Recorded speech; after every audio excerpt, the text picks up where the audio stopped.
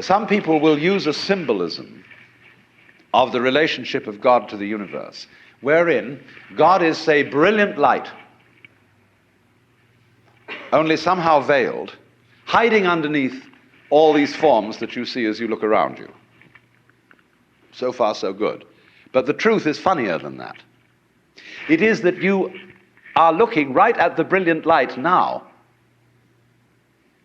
that the experience you are having, which you call ordinary everyday consciousness, pretending you're not it, that experience is exactly the same thing as it. There's no difference at all. And when you find that out, you laugh yourself silly. That's the great discovery. In other words, when you really start to see things, and you look at an old paper cup, and you go into the nature of what it is to see, what vision is, or what smell is, or what touch is, you realize that that vision of the paper cup is the brilliant light of the cosmos. Nothing could be brighter. 10,000 suns couldn't be brighter. Only they're hidden in the sense that all the points of the infinite light are so tiny when you see them in the cup. They don't blow your eyes out. But it is actually, see, the source of all light is in the eye. If there were no eyes in this world, the sun would not be light. You evoke light out of the universe. In the same way, you, by virtue of having a soft skin, evoke hardness out of wood. Wood is only hard in relation to a soft skin. It's your eardrum that evokes noise out of the air. You, by being this organism, call into being the whole universe of light and color and hardness and heaviness and everything, you see? But in the mythology that we've sold ourselves on during the end of the 19th century, when people discovered how big the universe was, and that we live on a little planet in a solar system on the edge of a galaxy, which is a minor galaxy, everybody thought, we're really unimportant after all. God isn't there and doesn't love us, and nature doesn't give a damn. And we put ourselves down, you see. But actually, it's this little funny microbe, tiny thing, crawling on this little planet that's way out somewhere, who has the ingenuity, by nature of this magnificent organic structure, to evoke the whole universe out of what would otherwise be mere quanta. There's jazz going on. But you see, this little ingenious organism is not merely some stranger in this. This little organism on this little planet is what the whole show is growing there, and so realizing its own presence. Well, now here's the problem. If this is the state of affairs, which is so, and if the consciousness state you're in at this moment is the same thing as what we might call the divine state, if you do anything to make it different, it shows you don't understand that it's so. So the moment you start practicing yoga, or praying, or meditating, or indulging in some sort of spiritual cultivation, you are getting in your own way. The Buddha said, we suffer because we desire.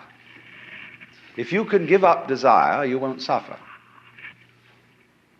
But he didn't say that as the last word. He said that as the opening step of a dialogue. Because if you say that to someone, they're going to come back after a while and say, yes, but I'm now desiring not to desire. And so the Buddha will answer, well, at last you're beginning to understand the point.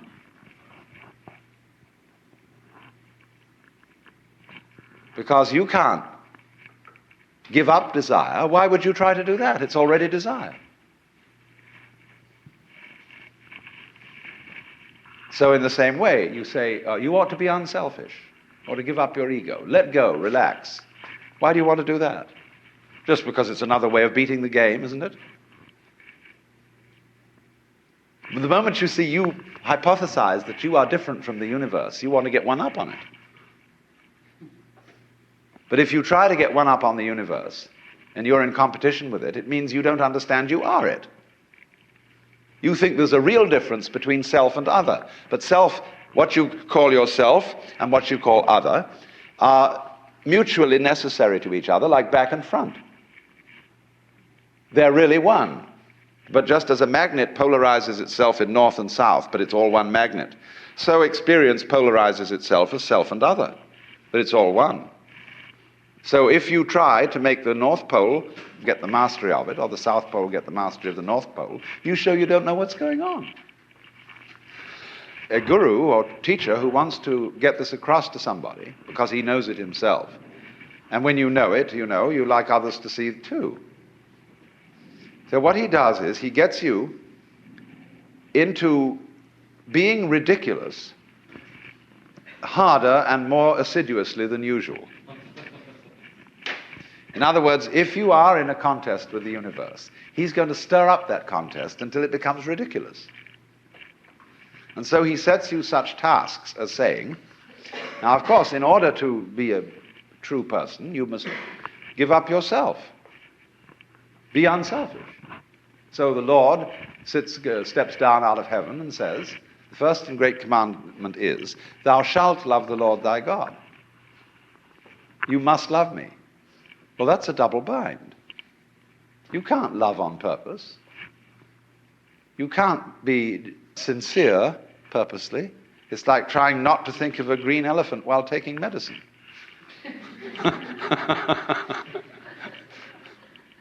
But if a person really tries to do it, so, this is the way Christianity is rigged, you should be very sorry for your sins.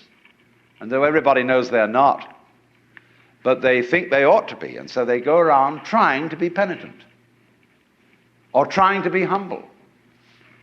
And they know the more assiduously they practice it, the phonier and phonier the whole thing gets.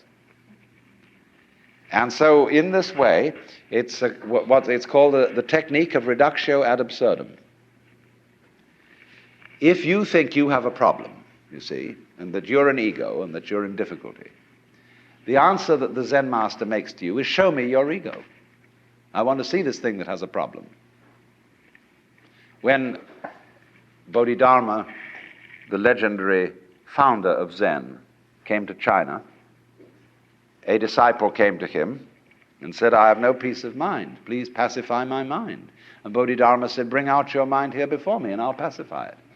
Well, he said, when I look for it, I can't find it. So Bodhidharma said, there, it's pacified. See, because when you look for your own mind, that is to say your own particularized center of being, which is separate from everything else, you won't be able to find it. But the only way you'll know it isn't there is if you look for it hard enough to find out that it isn't there. And so everybody says, all right, know yourself, look within, find out who you are. Because the harder you look, you won't be able to find it. And then you'll realize that it isn't there at all. There isn't a separate you. Your mind is what there is. Everything. But the only way to find that out is to persist in the state of delusion as hard as possible. That's one way. I didn't say the only way, but it is one way. And so almost all spiritual disciplines, meditations, prayers, etc., are ways of persisting in folly. Doing resolutely and consistently what you're doing already. So if a person believes that the earth is flat, you can't talk him out of that. He knows it's flat. Look out of the window and see. It looks flat. So the only way to convince him that it isn't is to say, well, let's go and find the edge. And in order to find the edge, you've got to be very careful not to walk in circles, or you'll never find it that way. So we've got to go consistently in a straight line, due west, along the same line of latitude. And eventually, when we get back to where we started from, you've convinced the guy that the earth is round. But that's the only way that'll teach him. because people can't be talked out of illusions. Well, now, there is another possibility, however. But this is more difficult to describe.